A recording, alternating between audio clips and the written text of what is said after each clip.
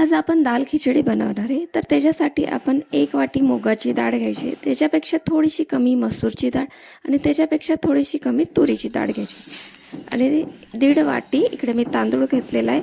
त्याला सगळ्यांना चांगलं मिक्स करून पाण्याने धुवून घ्यायचं आहे 2-3 वेळेस आणि थोडंसं पाणी टाकून त्याला भिजत ठेवायचं आहे। सो दाल खिचडी बनवायला इकडे मी 4-5 लसूणच्या काड्या सोलून त्याला चिरून घेतलाय। एक हिरवी मिरची घेतली कमी तिखटाची, तिला चिरून घेतली। एक छोटा टोमॅटो त्याला चिरून घेतलाय आणि एक कांदा मीडियम साईजचा त्याला सुद्धा चिरून घेतलेला आहे।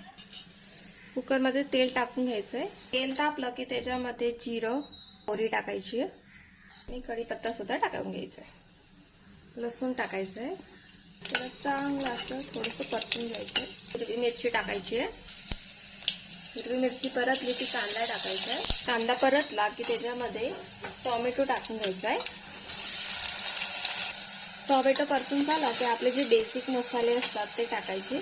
थोडीशी हळद, थोडंसं हिंग, धने जिरे पावडर, लाल तिखट, इकडे मी कलरवाला लाल तिखट टाकलेलं आहे आणि काळा मसाला। तुम्हाला जास्त तिखट करायचं असेल तर तुम्ही अजून त्याच्यात टाकू शकता।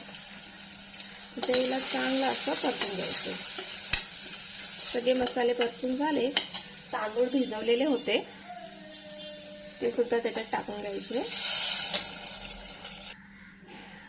याला पाणी थोडंसं जास्त ठेवायचं कारण की आपल्याला दाल खिचडी बनवायची। चवीनुसार मीठ टाकायचे। तर चांगली अशी उकळी येऊन द्यायची।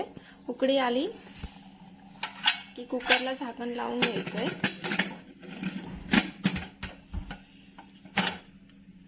आणि मीडियम गॅसवर